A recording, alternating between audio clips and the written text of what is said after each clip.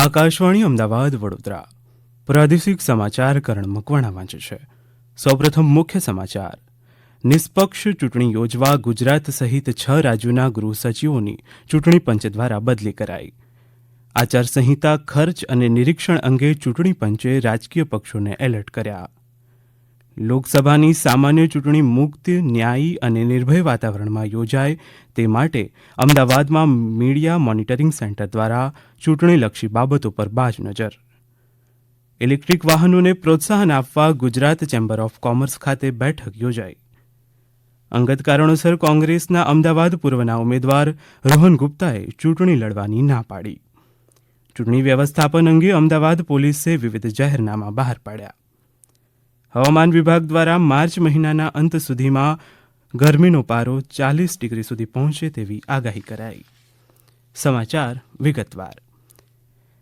કેન્દ્રીય ચૂંટણી પંચે લોકસભાની ચૂંટણી પહેલા ગુજરાત સહિત 6 રાજ્યોના ગૃહ સચિવો અને પશ્ચિમ બંગાળના પોલીસ મહાનિદેશકની બદલી કરી છે.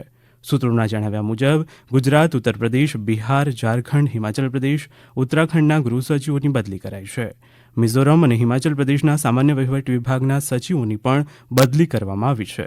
આ ઉપરાંત બૃહદ મુંબઈ મહાનગરપાલિકાના કમિશનર ઇકબાલસિંહ ચહલ અને એડિશનલ કમિશનરની પણ બદલી કરવાનો નિર્દેશ અપાયો છે. આગામી લોકસભા ચૂંટણી અન્વયે અમદાવાદ ખાતે મુખ્ય ચૂંટણી અધિકારી પી ભારતીની અધ્યક્ષતામાં રાજકીય પક્ષોના પ્રતિનિધિઓ સાથે બેઠક યોજાઈ ગઈ. બેઠકમાં ચૂંટણી દરમિયાન રાજકીય પક્ષો અને ચૂંટણી લડતા ઉમેદવારોએ ધ્યાનમાં રાખવાના વિવિધ વિષયો અંગે ચર્ચા કરવામાં આવી હતી. બેઠકમાં પ્રતિનિધિઓને આદર્શ આચારસંહિતાના અમલીકરણ, ખર્ચ નિરીક્ષણ, ઉમેદવારીપત્રો અને ચૂંટણી પ્રચાર સહિતની બાબતોથી માહિતગાર કરવામાં આવ્યા હતા. ઉપરાંત ચૂંટણી પંચ દ્વારા પરવાનગીઓ માટે તૈયાર કરવામાં આવેલી આઈટી એપ્લિકેશન અંગે પણ રાજકીય પક્ષના પ્રતિનિધિઓને જાણકારી આપવામાં આવી હતી. બેઠકમાં પી ભારતીએ તમામ પ્રતિનિધિઓને ચૂંટણી પંચ દ્વારા આપવામાં આવેલા નિર્દેશોનું પાલન કરીને શાંતિપૂર્ણ વાતાવરણમાં ચૂંટણી પ્રક્રિયા પૂર્ણ થાય તે માટે તંત્રને સહકાર આપવા અપીલ કરી હતી. ગુજરાતમાં લોકસભાની 26 બેઠકોની સામાન્ય ચૂંટણી અને વિધાનસભાની 5 બેઠકોની પેટા ચૂંટણી યોજવા માટે ચૂંટણી તંત્ર સંપૂર્ણ સુસજ્જ છે. ગુજરાતના મુખ્ય ચૂંટણી અધિકારી પી ભારતીએ ગઈકાલે ગાંધીનગરમાં પત્રકાર પરિષદને સંબોધતા જણાવ્યું કે આદર્શ આચારસંહિતાના ચુસ્ત પાલન માટે સમગ્ર રાજ્યમાં ચૂંટણી તંત્ર સજ્જ છે. રાજ્યનો કોઈપણ નાગરિક કોઈપણ સ્થળેથી આદર્શ આચારસંહિતાના ભંગ અંગેની ઓનલાઈન ફરિયાદ કરી શકે તે માટે ભારતના ચૂંટણી પંચ દ્વારા સી વિઝિલ મોબાઈલ એપ તૈયાર કરવામાં આવી છે. શ્રીમતી પી ભારતીએ જણાવ્યું કે મતદાતાઓ માટે મતદાન મથક કે વિશેષ આયોજન કરાયા છે. ચૂંટણી માટે કેટલાક અધિકારીઓ અને કેવી સુવિધાઓ પૂરી પાડવામાં આવી છે તે અંગે વધુ માહિતી આપતા તેમણે કહ્યું કે વિવિધ ચૂંટણીલક્ષી કામગીરી માટે રાજ્ય અને કેન્દ્ર સરકારના અંદાજે 4.5 લાખ અધિકારીઓ કર્મચારીઓ ફરજ બજાવશે. વધુમાં રાજ્યમાં ચૂંટણીલક્ષી કામગીરી માટે 1.2 લાખ જેટલું પોલીસ દળ ઉપલબ્ધ છે. ચૂંટણી ફરજ પર રોકાયેલ હોય અને તેના કારણે પોતાના મતદાન મથકમાં મતદાન કરી શકે તેમ ના હોય તેવા નિયુક્ત તમામ અધિકારીઓ અને કર્મચારીઓ તથા જાહેર સેવકોને પોસ્ટલ બેલેટ અથવા ઈડીસી દ્વારા મતદાન કરવાની સુવિધા આપવામાં આવશે. આ મુજબ આવા તમામ કર્મચારીઓનું મતદાન સહાયતા કેન્દ્ર પર પોસ્ટલ બેલેટ દ્વારા મતદાન કરવાની સગવડ આપવામાં આવનાર છે. સામાન્ય ચૂંટણી સંદર્ભે વિવિધ ચૂંટણીલક્ષી કામગીરી માટે રાજ્ય અને કેન્દ્ર સરકારના અધિકારીઓ કર્મચારીઓને આવરી લઈ અંદાજે 4,50,000 કર્મચારીઓ ફરજ બજાવશે.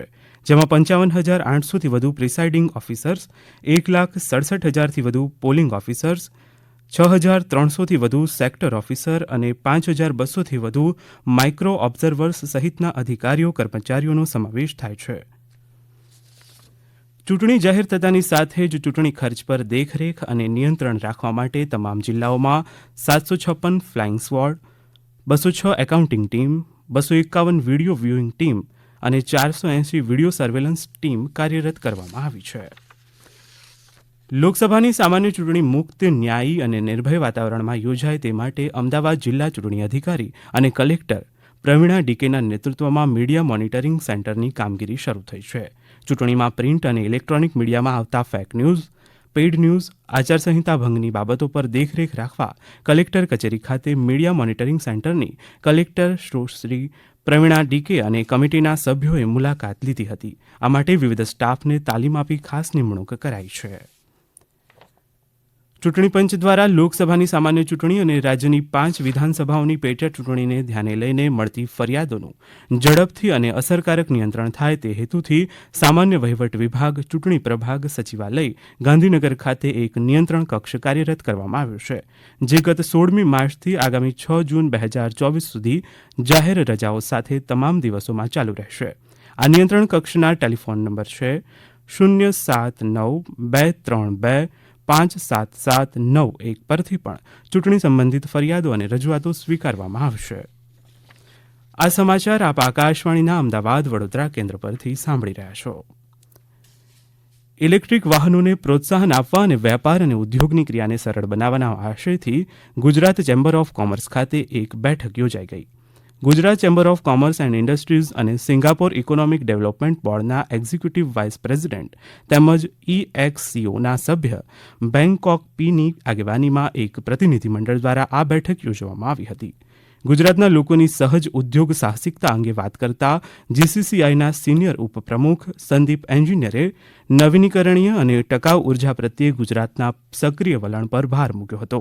બેંગકોક પીએ સિંગાપુરની વ્યૂહાત્મક શક્તિઓને ખાસ ઇલેક્ટ્રિક વાહનો, બેટરી અને પેટ્રોકેમિકલ્સ પર જણાવ્યું હતું કે અને વ્યાપાર વૃદ્ધિ માટે સાનુકૂળ વાતાવરણ ઊભું કરવા તરફના ગુજરાતના અભિગમની પ્રશંસા કરી હતી.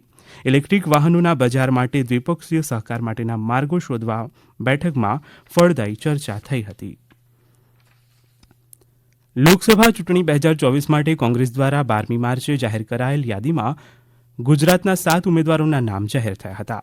અમદાવાદ પૂર્વ પરથી રોહન ગુપ્તાની પસંદગી થઈ હતી, પરંતુ તેમણે ગઈ મોડી રાત્રે પોતાના પિતા બીમાર હોવાથી અને તેમને હોસ્પિટલમાં દાખલ કરાયા હોવાથી અંગત કારણોસર ઉમેદવારી તરીકે ચૂંટણી લડવાની અનિચ્છા જાહેર કરી છે અને ચૂંટણી લડવાની ના પાડી છે. તેમણે નૈતિક રીતે જવાબદારી સ્વીકારવા સક્ષમ ન હોવાથી પાર્ટી દ્વારા જે બીજા ઉમેદવારને પસંદ કરાય તેને સહકાર આપવા તૈયારી બતાવી છે. ચૂંટણી વ્યવસ્થાપન અંગે અમદાવાદ પોલીસે ગઈ રાત્રે વિવિધ જાહેરનામા બહાર પાડ્યા છે. હથિયારબંધી, લાઉડસ્પીકર વાહનોનો દુરુપયોગ, રાજકીય પદાધિકારીઓની હાજરી પર પ્રતિબંધ, ચૂંટણી સાહિત્ય, મુદ્રક અને પ્રકાશક તથા ખાનગી મિલકતોને ચૂંટણી પ્રચાર સાહિત્ય દ્વારા નુકસાન કરવા અંગેના જાહેરનામાનો સમાવેશ થાય છે. રાજ્યના હવામાન વિભાગ દ્વારા પવનની દિશા ઉત્તર પૂર્વ ઉત્તર હોવાથી ગરમીમાં વધારો થવાની આગાહી કરવામાં આવી છે. હવામાન વિભાગના વૈજ્ઞાનિક અભિમન્યુ ચૌહાણે ગરમીની આગાહી કરતા જણાવ્યું કે માર્ચ મહિનાના અંત સુધીમાં ગરમીનો પારો આસમાને પહોંચશે. મહત્તમ તાપમાન વધીને 40 ડિગ્રી સુધી પહોંચી શકે છે, જેને પગલે લોકોએ કાળઝાળ ગરમીનો સામનો કરવા તૈયાર રહેવું પડશે. સૌરાષ્ટ્રમાં આકરી ગરમી પડવાની સંભાવના વ્યક્ત કરવામાં આવી છે.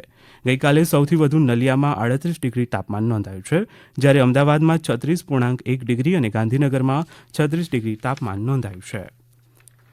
રાજ્યની પ્રાદેશિક વાહન વ્યવહાર કચેરીઓ RTO અને ARTO ખાતે આવેલા ઓટોમેટેડ ડ્રાઇવિંગ ટેસ્ટ ટ્રેક તથા પરિવહન પોર્ટલની સારથી એપ્લિકેશન વચ્ચેના સંકલનમાં ટેકનિકલ ખામી સર્જાઈ છે, જેના કારણે રાજ્યની તમામ કચેરીઓ ખાતે લાયસન્સ માટેની ડ્રાઇવિંગ ટેસ્ટની સેવાઓ પ્રભાવિત થઈ છે.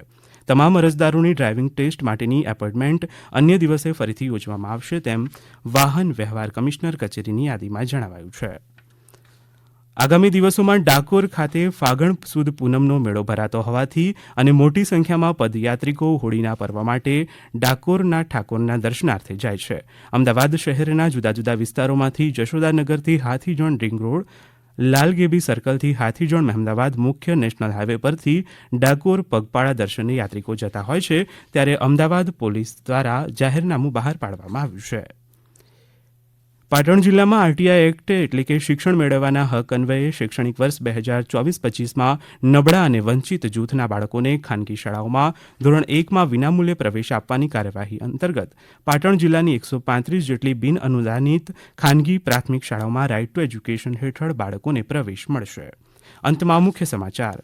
નિષ્પક્ષ ચૂંટણી યોજવા ગુજરાત સહિત 6 રાજ્યોના ગૃહ સચિવોની ચૂંટણી પંચ દ્વારા બદલી કરાઈ. આચારસંહિતા ખર્ચ અને નિરીક્ષણ અંગે ચૂંટણી પંચે રાજકીય પક્ષોને એલર્ટ કર્યા. લોકસભાની સામાન્ય ચૂંટણી મુક્ત, ન્યાયી અને નિર્ભય વાતાવરણમાં યોજાય તે માટે અમદાવાદમાં મીડિયા મોનિટરિંગ સેન્ટર દ્વારા ચૂંટણીલક્ષી બાબતો પર બાજ નજર. આકાશવાણીના અમદાવાદ વડોદરા કેન્દ્ર પરથી પ્રાદેશિક સમાચાર પૂરા થયા.